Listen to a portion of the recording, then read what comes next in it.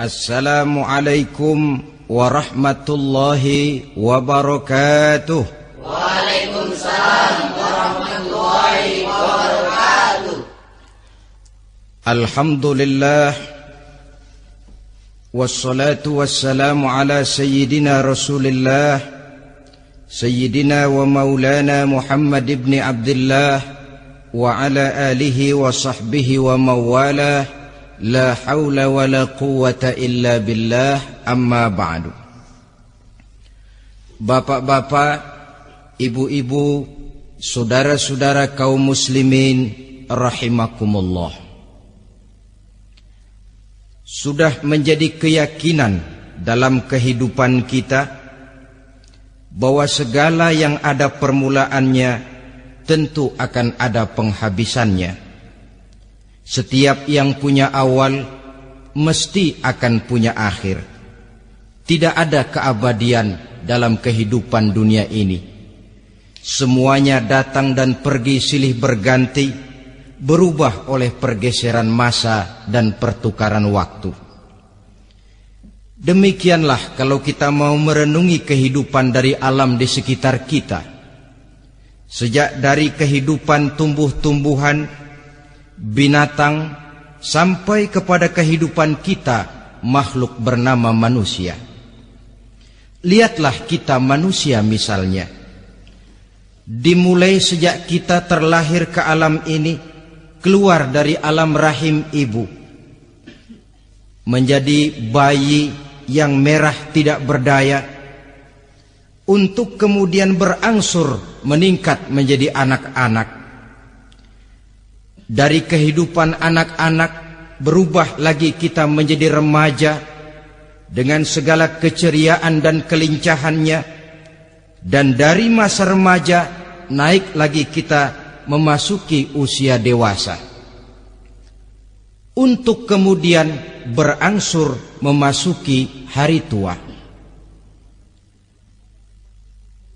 Lalu setelah kita memasuki hari tua, sehari, seminggu, sebulan, setahun, sampailah kita kepada batas waktu yang telah ditentukan oleh Allah, yang dinamakan ajal, dan bertemulah kita dengan yang disebut maut. Ini merupakan kepastian dalam kehidupan. Kalau saja kita mau merenung perubahan-perubahan yang terjadi pada diri kita, seharusnya membuat kita insaf dan sadar.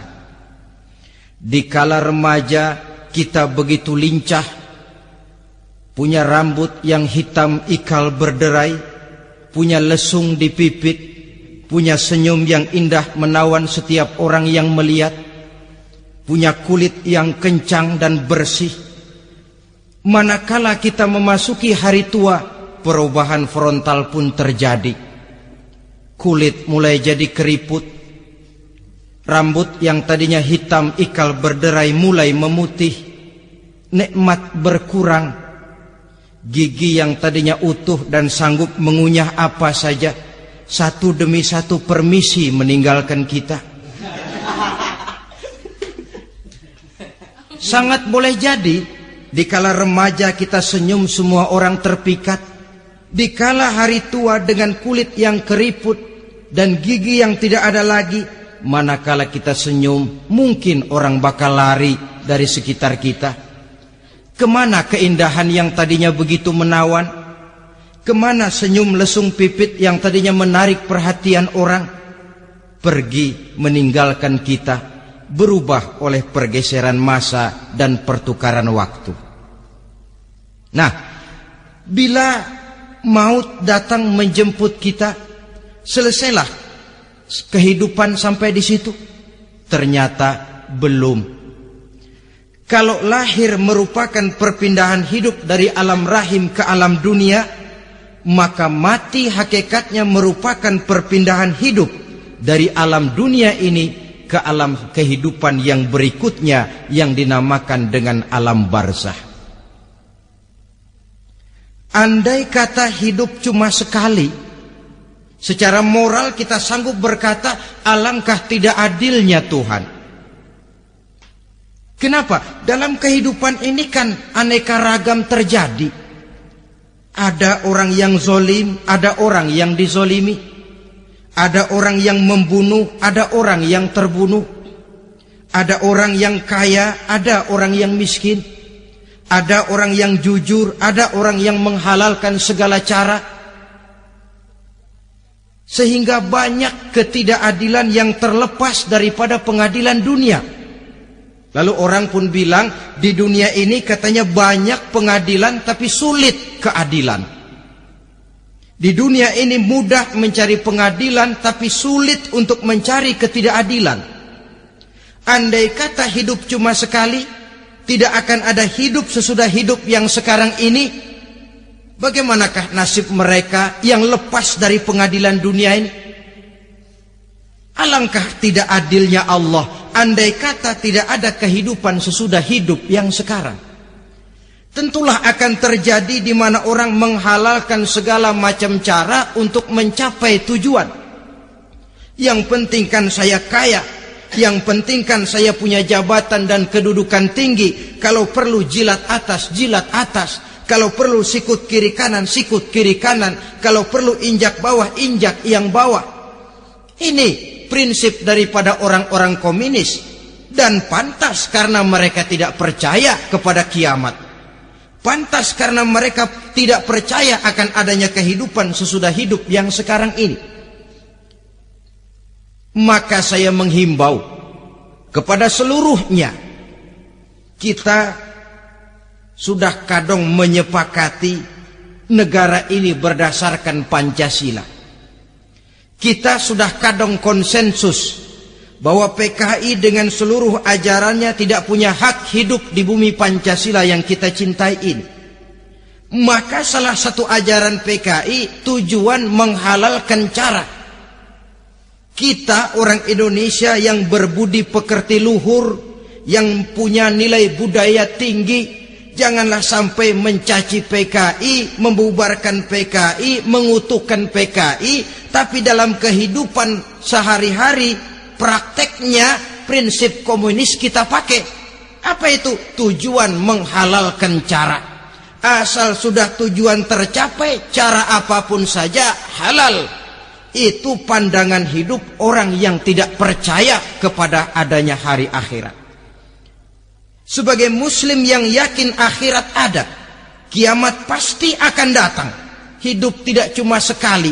Maka kalau kita zalim, kalau kita berbuat aniaya, kalau kita melakukan korupsi, kalau kita merugikan orang lain, boleh jadi kita terlepas daripada pengadilan dunia.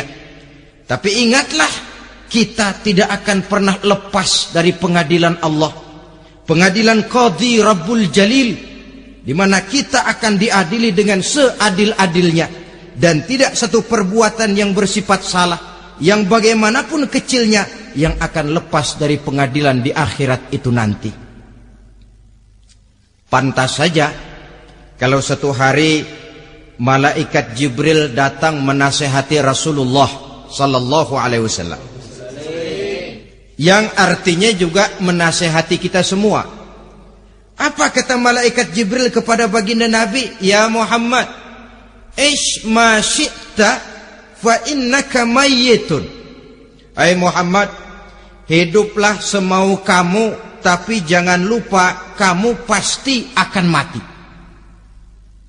Kalau memang dilarang tidak terlarang, dicegah tidak tercegah, kamu mau melaksanakan hidup menurut maumu sendiri, persilakan. Hiduplah menurut mau dan gayamu. Tapi jangan lupa, fa innaka mayyitun, satu saat kau pasti bakal mati. Dan mati itu bukan akhir dari segalanya. Dia babak baru bagi kehidupan selanjutnya. Silakan hidup menurut maumu, tapi jangan lupa kau pasti akan mati. Wa'mal ma syi'ta fa innaka majziyun bih. Kerjakan apa saja yang kamu mau. Kalau kau mau menghalalkan segala macam cara, persilahkan halalkan segala macam cara. Tapi jangan lupa kau akan mendapat balasan dari seluruh amal perbuatanmu. Wa ahbib ma syi'ta fa innaka mufariquhu, dan cintailah apa saja yang mau kau cintai. Kau cintai anak istrimu, silahkan. Kau cintai harta bendamu, tafadhal. Kau cintai tanah airmu, kau cintai pangkat dan jabatanmu, persilahkan. Tapi jangan lupa, fa innaka mufariquhu, kau pasti akan berpisah dan akan meninggalkan segala yang kau cintai itu. Apa artinya ini buat kita? Ternyata sesudah maut datang menjemput kita, ada kehidupan sesudah hidup yang sekarang ini. Ini yang mendorong kita untuk dalam kehidupan di dunia ini tidak melakukan prinsip saenake dhewe, semaunya sendiri saja, asal perut kenyang, asal pangkat tinggi, asal harta dapat. Masa bodoh dengan merugikan orang lain, masa bodoh dengan menipu orang lain. Iku jenenge saenake dhewe. Muslim tidak diajarkan. Ingat manusia, setelah kau mati, setelah kiamat datang, kau akan dibangkitkan, kau akan dimintakan pertanggungan jawab tentang kehidupan yang sekarang ini. Saudara hadirin, oleh sebab itu kalau kita bicara soal kiamat, soal akhirat, ini memang masalah yang gaib, yang sepenuhnya tidak bisa dicernakkan dengan kemampuan penalaran intelektual. Dasar di dalam membicarakan ini tidak lain adalah iman kita kepada Allah Subhanahu wa ta'ala. Bukan cuma zaman sekarang, dari zamannya Nabi. Orang itu kalau sudah bicara kiamat, bicara akhirat, ada yang ragu-ragu, ada yang menolak sama sekali. Bukan dari zaman sekarang, dari zaman dulu. Pernah kok satu saat Rasulullah itu dakwah, menceritakan, saudara-saudara, akan terjadi kiamat di mana Allah akan membangkitkan manusia dari kuburnya untuk memintakan pertanggungan jawab. Ini dalam dakwahnya Nabi pidato macam itu. Apa reaksi orang? Yang beriman ya mantap, tapi yang tidak beriman, bajingan-bajingan Quraisy ini,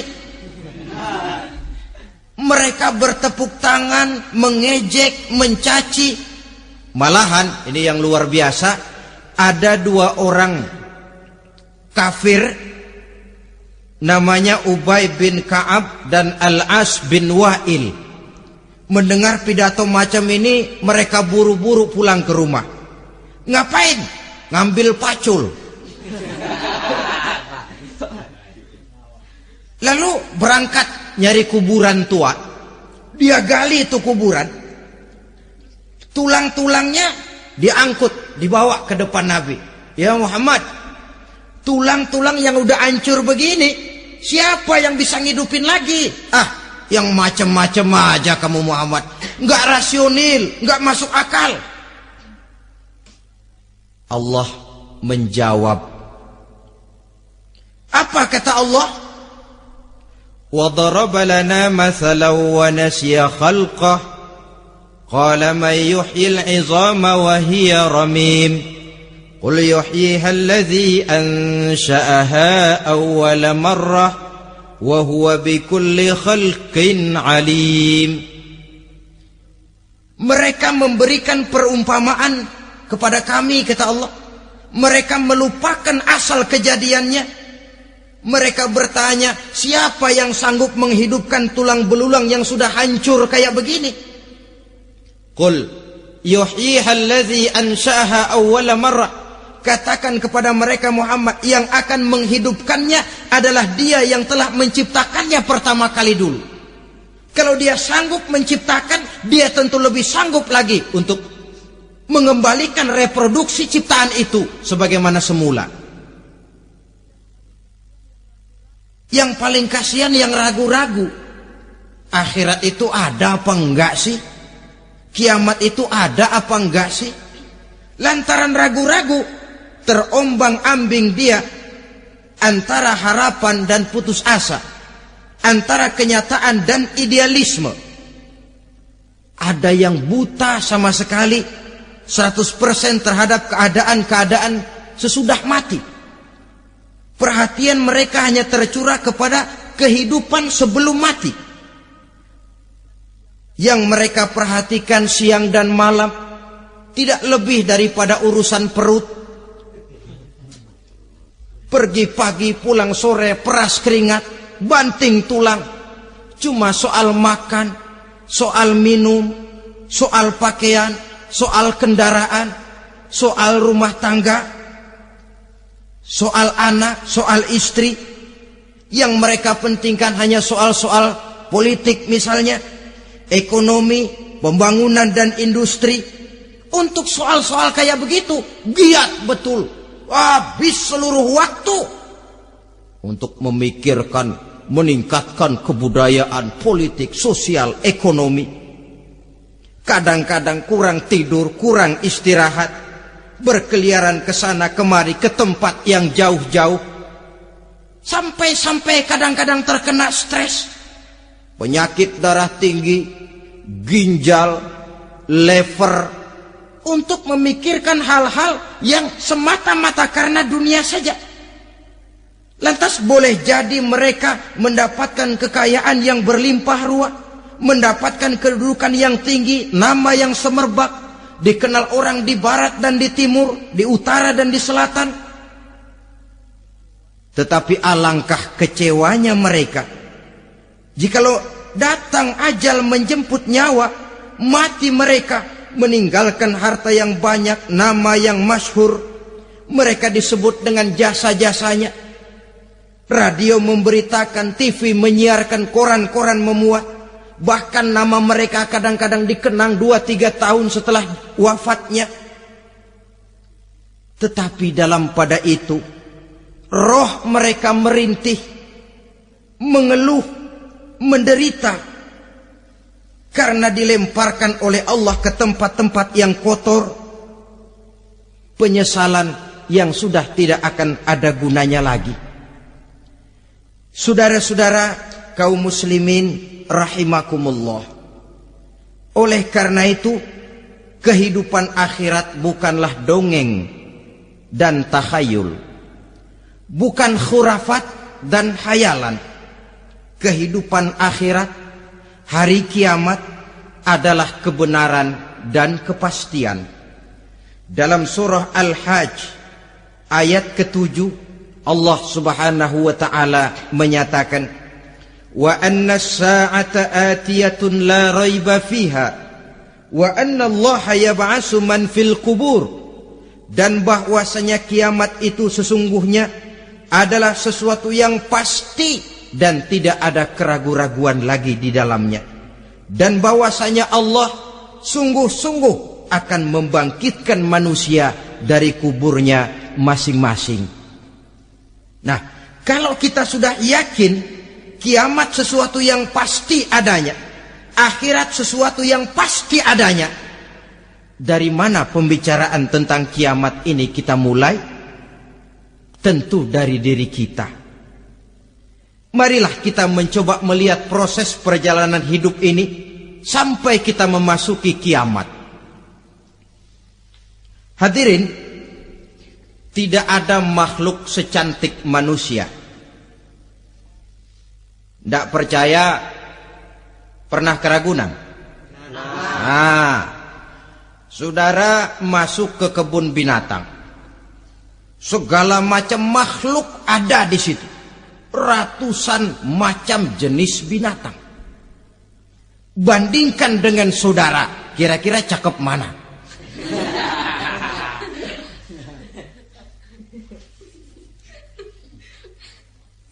Dari seluruh makhluk yang diciptakan Allah itu, manusia fi ahsani taqwim, dalam bentuk yang paling sempurna, sejak susunan biologis sampai kemampuan berpikir. Biologis kita, ya Allah, diciptakan kita begini rupa. Diberikan 2 kaki untuk berjalan, 2 tangan untuk bekerja, diberikan 2 mata, dua-duanya di depan. Pernah saudara mikir kalau mata kita yang satu di depan, yang satu di belakang? rasanya nggak laku kacamata itu.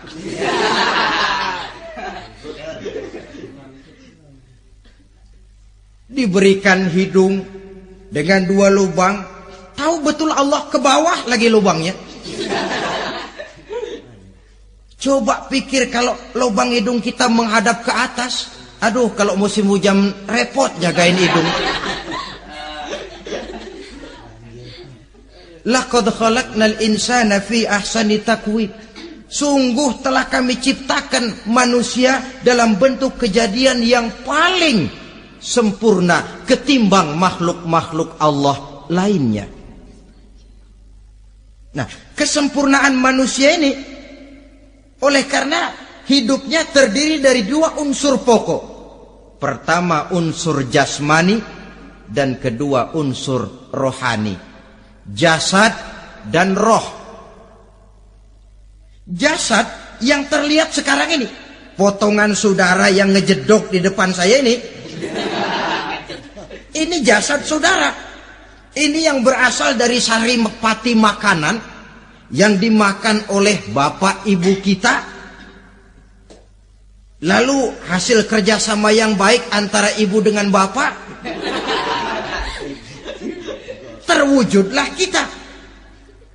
Kalimat langsungnya jasad ini berasal dari tanah yang tadi berubah dari bayi, remaja, dewasa, meningkat hari tua. Yang berubah itu jasmani kita.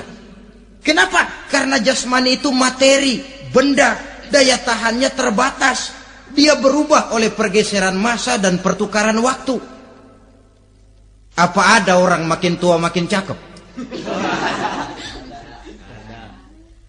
Jasmani oleh karena dia materi, dia berubah oleh pergeseran masa dan pertukaran waktu. Nah, yang menyebabkan jasmani itu bergerak karena ada roh di dalamnya. Ini yang menyebabkan kehidupan. Ini yang menjadi sumber kehidupan, pusat kesadaran dan pengertian dalam kehidupan manusia. Tanpa roh dalam diri kita, maka jasad kita. Pernah lihat orang mati? Nah, itu kalau orang mati, coba perhatikan. Apanya yang kurang? Kupingnya masih ada, tapi sudah tidak sanggup mendengar. Matanya masih lengkap, tapi tidak mampu melihat. Jangankan melihat, terbuka saja tidak. Mulutnya masih ada, tapi sudah tidak bicara lagi. Telinganya cukup, tapi sudah tidak sanggup mendengar. Kakinya lengkap, tapi tidak mampu lagi berjalan. Apa penyebabnya itu? Ternyata jasmani kita, jasad ini manakala sudah ditinggalkan oleh ruh, dia tidak akan bisa berdaya apa-apa. Tidak mampu berjalan, tidak pula berbuat, tidak pula bekerja apapun saja. Saudara-saudara, dua-duanya punya kebutuhan. Jasmani ada kebutuhannya, rohani pun ada kebutuhannya. Jasmani yang jelas perlu makan, perlu minum, perlu tidur, perlu pakaian, dan sebagainya. Nah, apabila saat berpisah datang, ajal sampai, berpisahlah roh dan jasad. Dan itulah yang dinamakan dengan maut. Jadi apa sih mati itu? Mati adalah berpisahnya roh dengan jasad. Sebab itu Islam sangat menganjurkan kita untuk banyak-banyak mengingat mati. Bagaimana caranya mengingat mati? Pertama, mati itu kan pasti. Kira-kira yang hadir di sini ada yang nggak mati nggak kira-kira? Semuanya bakal mati kan? Berani? Berani. Sekarang mau? Saudara, sebenarnya kalau kita merenung lebih jauh, orang itu tidak perlu takut mati. Walaupun tidak boleh terlalu berani menghadapi mati. Karena bagaimanapun takutnya kita kepada mati, toh dia pasti datang. Bagaimanapun beraninya kita mati, kalau belum ajal ya tidak mati juga. Jadi muslim itu kan harus berani menghadapi hidup dan tidak takut menghadapi mati. Mati adalah sesuatu yang pasti. Muslim dianjurkan banyak-banyak mengingat mati dalam kehidupan. Caranya bagaimana? Pertama, berziarah, nengokin teman yang sakit. Ya? Suka nengokin teman yang sakit enggak? Oh, itu pahalanya kata Nabi. Menengok orang yang sedang sakit lebih afdol daripada sholat sunnah 1000 rakaat.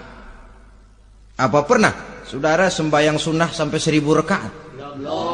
Nengokin orang sakit pahalanya lebih afdol daripada itu. Kenapa menengoki orang sakit mengingatkan kita kepada mati?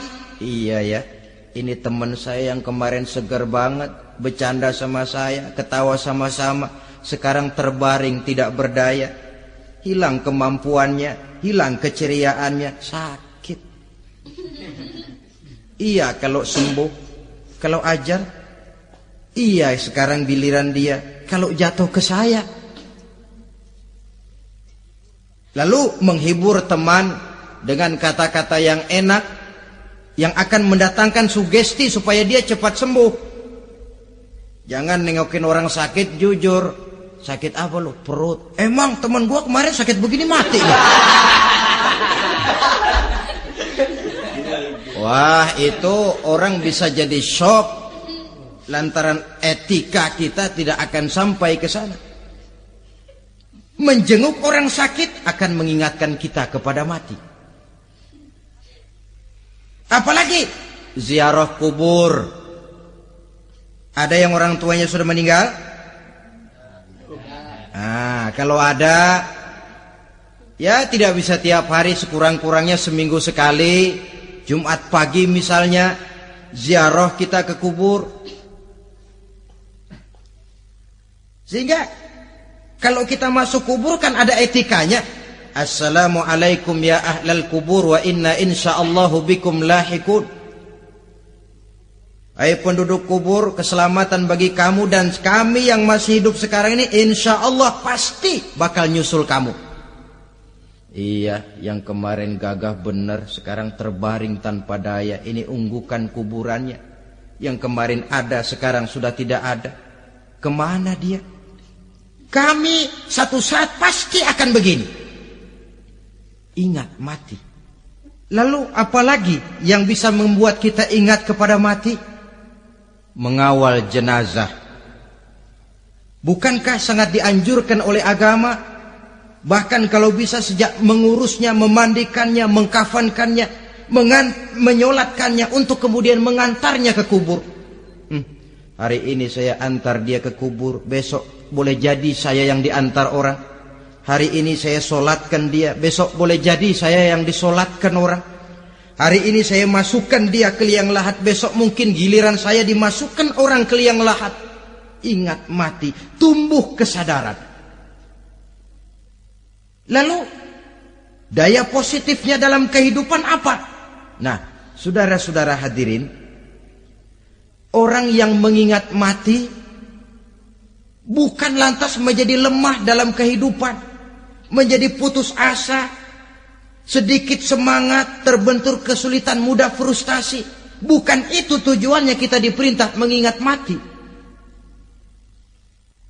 Jelasnya Islam menganjurkan kita untuk mengingat mati guna maksud-maksud yang positif, supaya orang lalu sadar hidup ini cuma sebentar.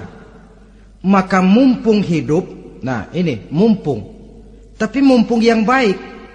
Mumpung hidup, maka hidup yang singkat ini harus saya pergunakan dengan sebaik-baiknya, melakukan kebajikan yang sebanyak-banyaknya, menjauhkan rasa malas, menunggu keajaiban yang datang dari langit, berleha-leha, bermain-main, sementara maut kalau dia datang tidak pernah main-main.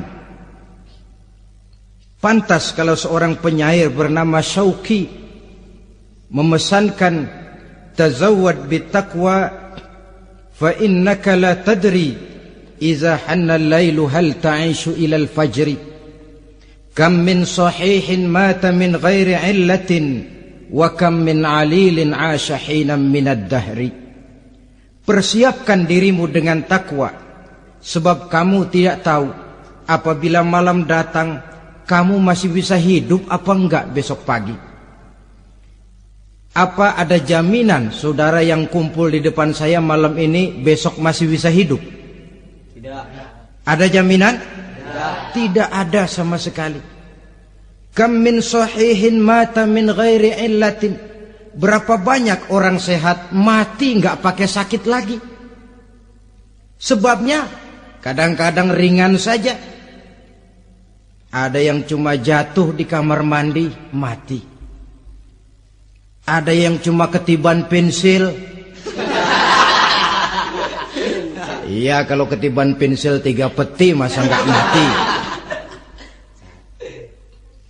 Ta'addadatil asbab wal mautu wahid. Sebabnya boleh jadi macam-macam, tapi mati satu juga, yaitu mati. Dia seperti kelapa yang terlalu tua jatuh ke bawah, yang kembang baru keluar pun jatuh ke bawah. Itulah mati. Dia datang menjemput yang bayi, dia datang mengambil yang anak-anak, dia datang juga kepada yang remaja, kepada yang dewasa, kepada yang tua sekalipun. Jangan yang remaja lalu berpikir, gua rasanya masih jauh banget mau mati. Ini sesuatu yang pasti yang kita tidak pernah diberitahu kapannya.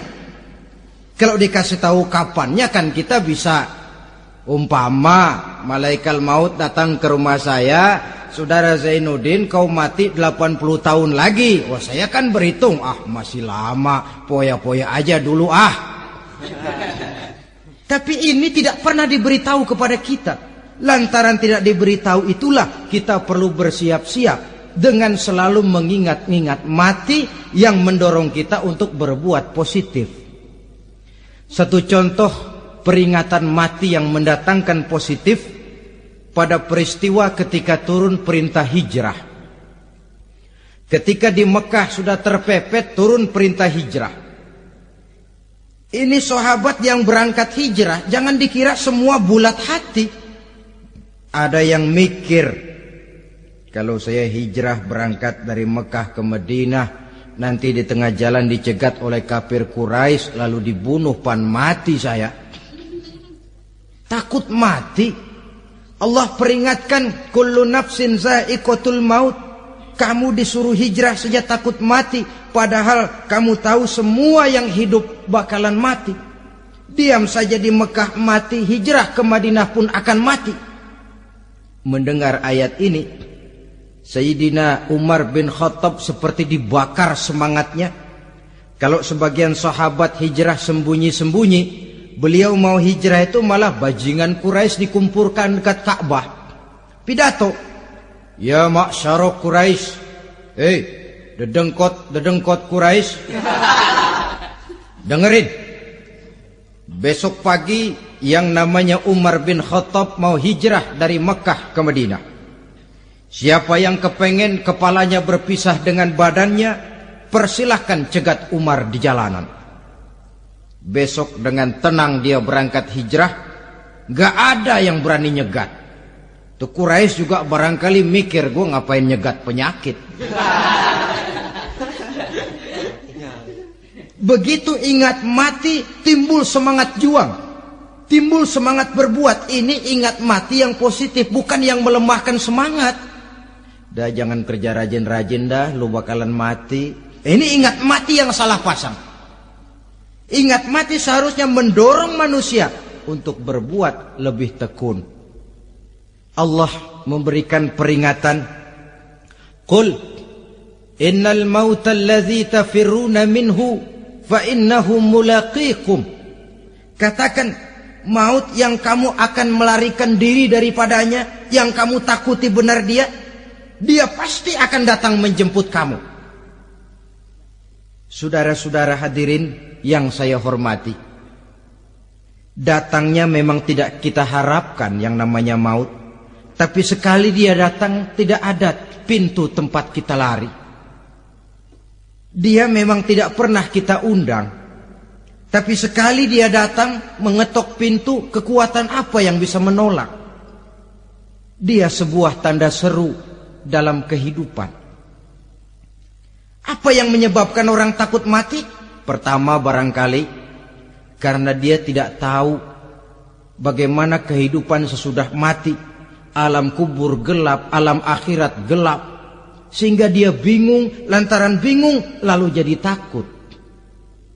Yang kedua, boleh jadi oleh bayangan-bayangan dosa yang pernah dia kerjakan di dunia ini. Kerjanya cuma menumpuk dosa. Dia gembira, bahagia, tertawa di atas tumpukan dosanya, merasa segan berpisah dengan seluruh kehidupan ini, sehingga boleh jadi maut adalah sesuatu yang ditakutkannya benar dalam kehidupan. Tapi bagaimanapun takutnya, tidak ada tempat lari dari dia. Dalam ayat lain Allah jelaskan, "Ainama takunu yudrikumul mautu walau kuntum fi burujim musayyadah." Di mana saja kamu berada, dalam benteng yang paling tangguh sekalipun, maut pasti akan datang menjemput kamu. Nah, bagaimana caranya maut datang menjemput kita?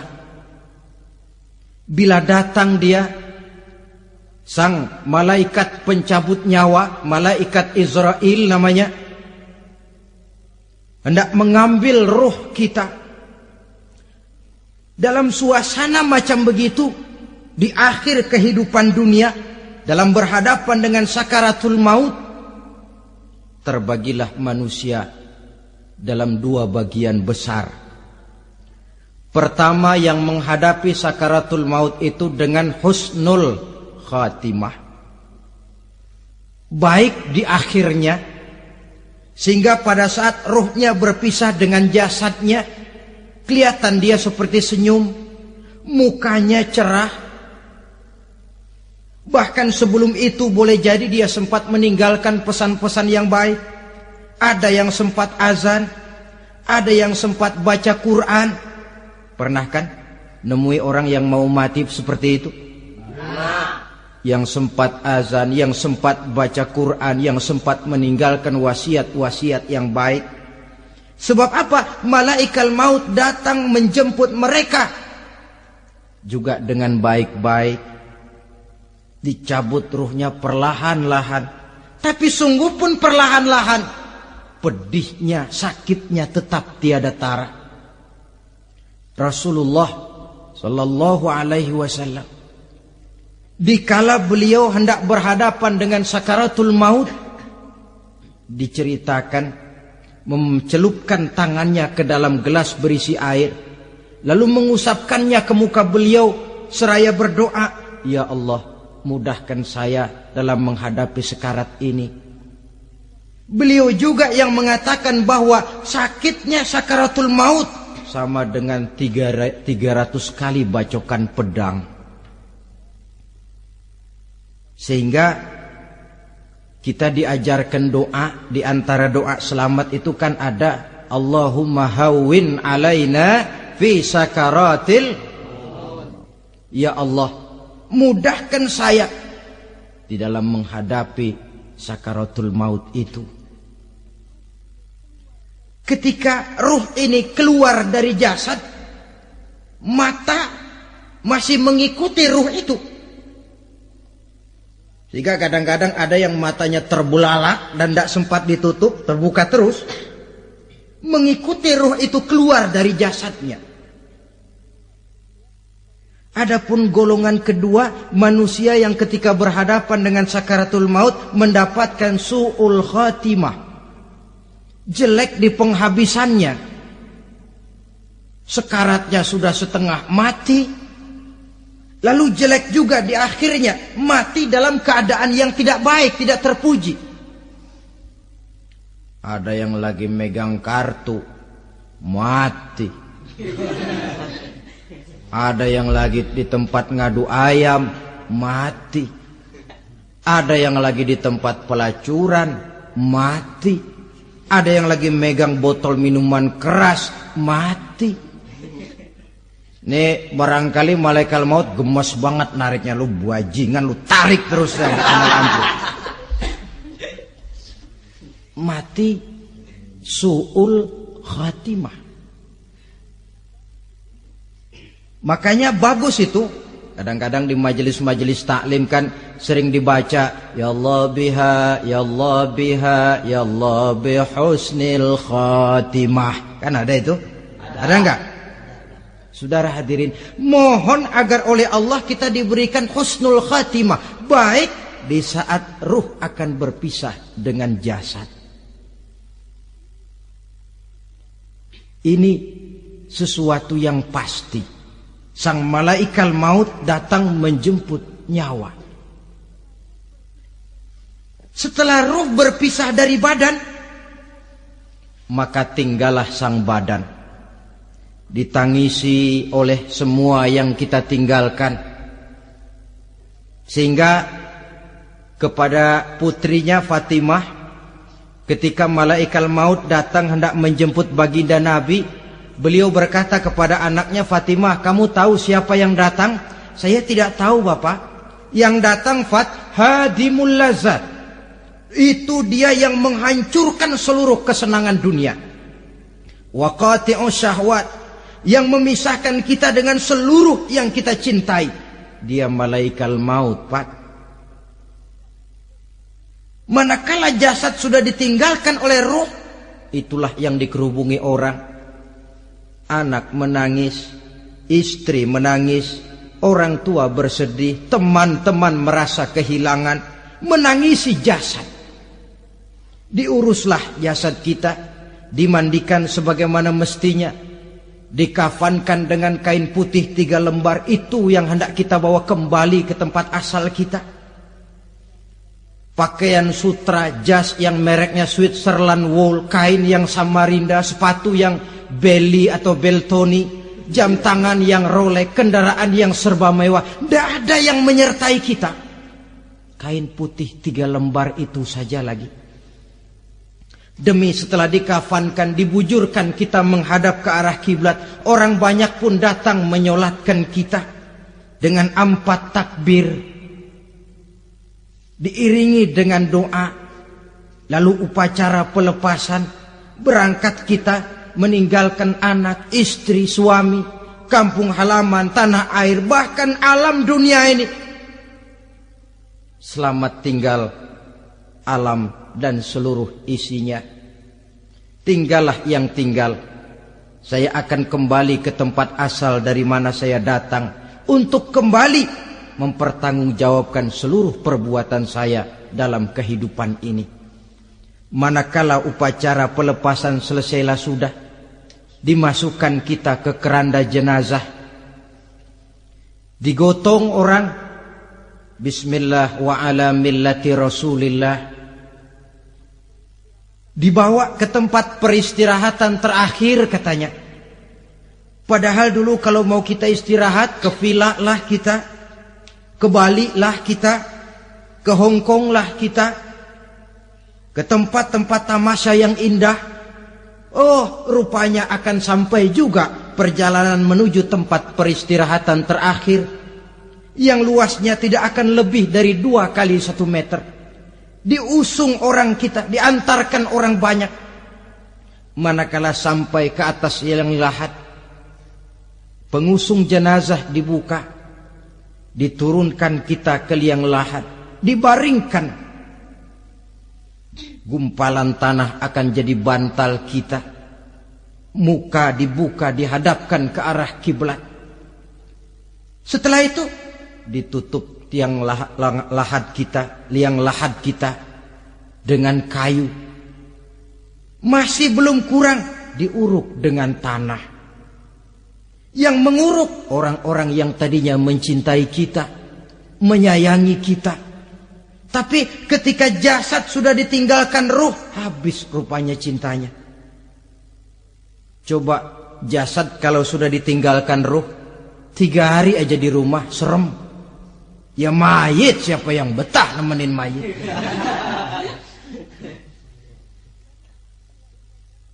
Lalu bila upacara pemakaman selesai, maka berusahalah semuanya.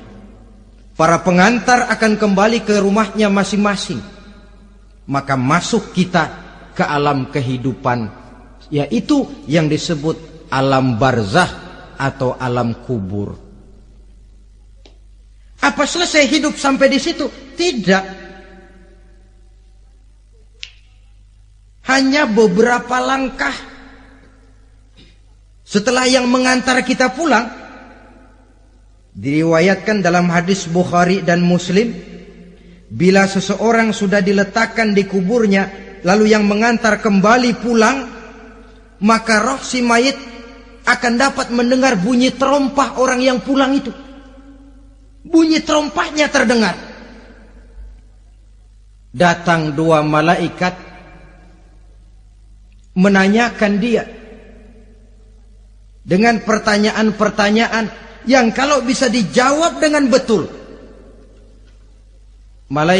dua malaikat yang bernama Munkar Nakir akan bilang, jawabanmu betul, tenanglah kau di sini, naumatal arus, tidurlah kau di sini seperti tidurnya pengantin. Orang yang baik-baik di alam kuburnya akan mendapat nikmat kubur, sehingga masa penantian yang lama. Sebab jangan lupa, kita masuk ke kubur itu kan menunggu sampai datangnya hari kiamat. Jadi kalau kiamat umpama masih 1000 tahun lagi, ya 1000 tahun kita menunggu. Orang yang baik-baik penantian di alam kubur, kata malaikat, naumatal arus, tidurlah kamu seperti tidurnya pengantin. Bagaimana sih tidurnya pengantin? Nggak berasa. Iya, kata anak sekarang, endah aja udah. Begitu mendusin pagi, kata lakinya, malam sebentar bener ya Neng. Sebentar betul katanya malam. Ya tentu saja tidak terasa. Kenapa? Dia tidak pernah memikirkan waktu. Terbawa oleh kenikmatan dan kelezatan yang dirasakannya dalam kehidupan.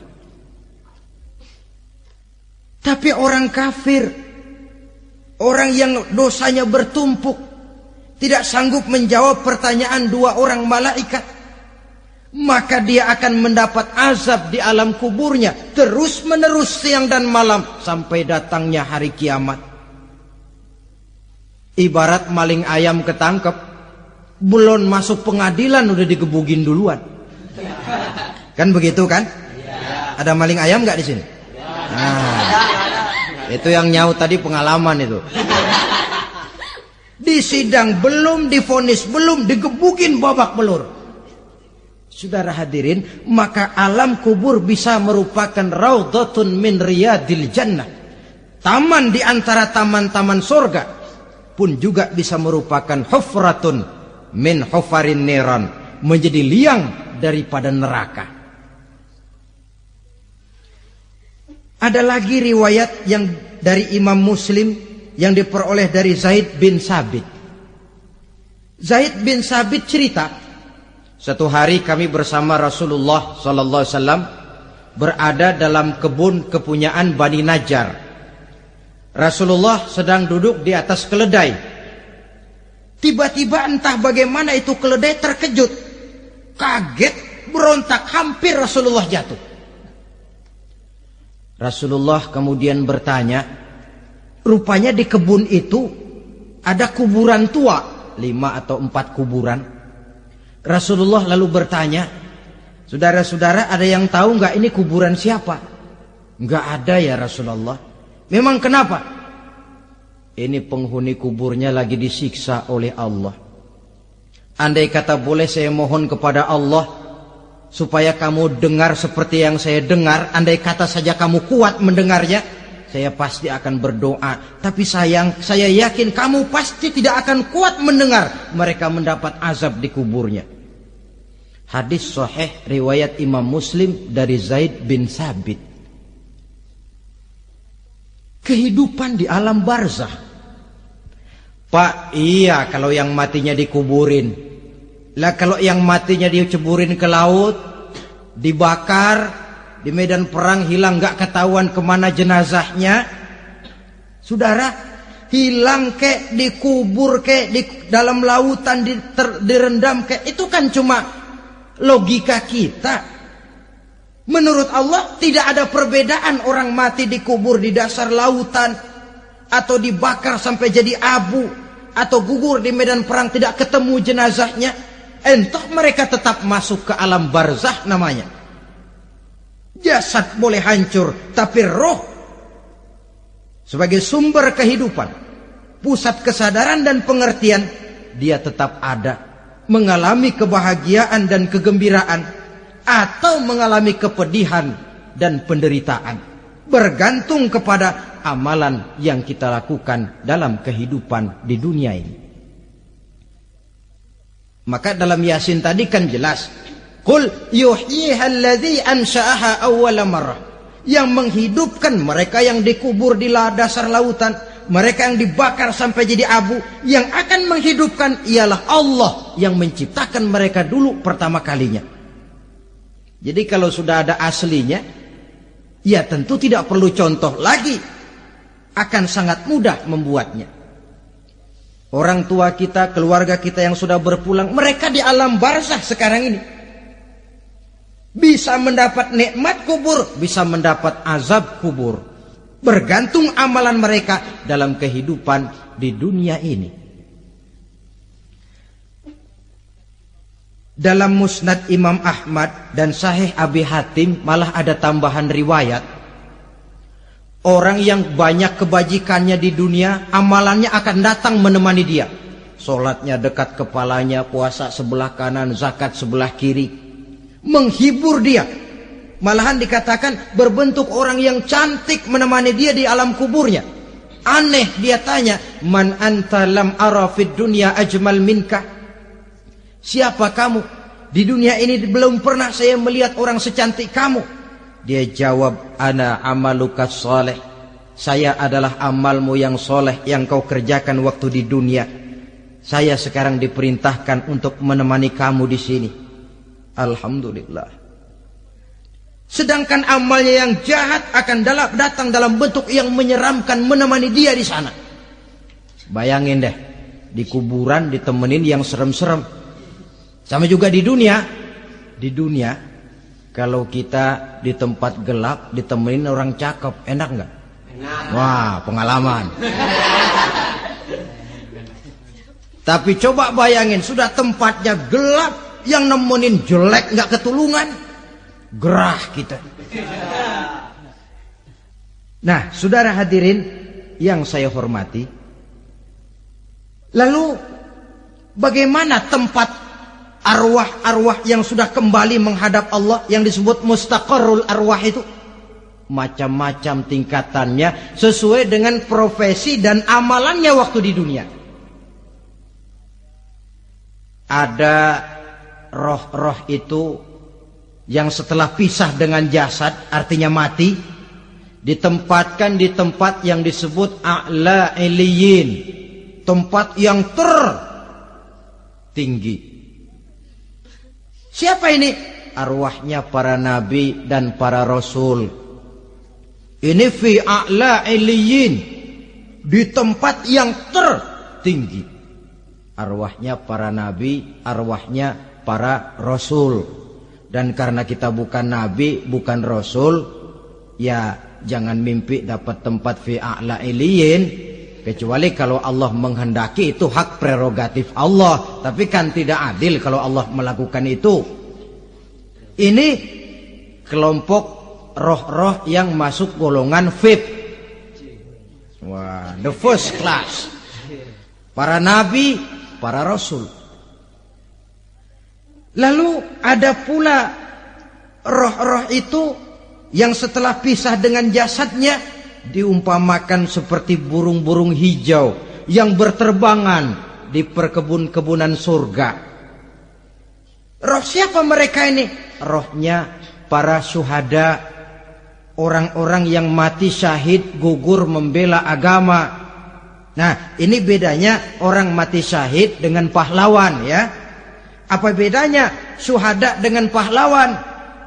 Kalau syuhada, orang yang gugur membela agama, niatnya karena Allah, mati syahid. Kalau pahlawan, orang yang gugur membela negara, orang yang dianggap berjasa kepada pemerintah. Klimaksnya, kalau orang mati syahid jelas surga, tapi pahlawan belum tentu surga. Kenapa? Bergantung kepada negara macam apa yang dibelanya dan pemerintah model mana yang dibelanya.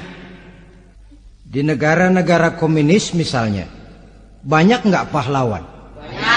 Dengan sekian tanda jasa yang mati di medan perang dan sebagainya. Kira-kira pahlawan komunis masuk surga enggak? Ya, kalau pahlawan komunis masuk surga, kita enggak kebagian kapling di surga barangkali. Inilah bedanya pahlawan dengan orang mati syahid. Kemudian ada pula roh itu yang tertahan di pintu surga. Tertahan di pintu surga. Ini seperti tadi, orang yang mati syahid tapi masih ada kaitan di dunia. Rasulullah pernah ditanya orang, ya Rasul, kalau saya maju ke medan perang bela agama, mati syahid, apa saya masuk surga? Iya, masuk surga. Kecuali kata Nabi, kalau masih punya utang.